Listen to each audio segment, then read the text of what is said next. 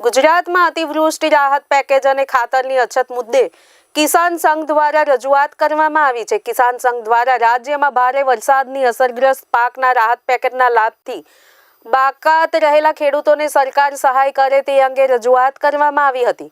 વધુમાં રાજ્યમાં ખાતરની અછત હોવાની અનેક ફરિયાદો મળી રહી છે, જેથી કિસાન સંઘ દ્વારા સરકારને ખાતરની અછતના નિવારણ માટે રજૂઆત કરવામાં આવી છે।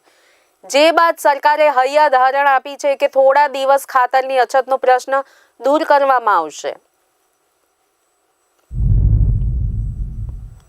વર્તમાન પરિસ્થિતિમાં ખાતરની પણ ક્યાંક ના ક્યાંક અછત હોવાની બૂમો આવી વારંવાર રજૂઆત કરી છે। સરકારે હૈયાધારણા આપી કે 5-7 દિવસમાં અમે એને કંટ્રોલ કરશું।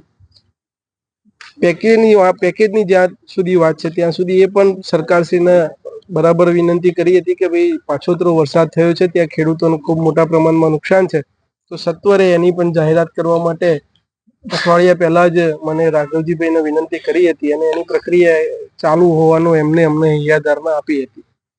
કિસાન સંઘ હર રંજિશ માટે જ્યાં ખેડૂતને અન્યાય થતો હોય ત્યાં ખેડૂતના હામી તરીકે ઉભા રહેવાનો પ્રયત્ન કરે છે।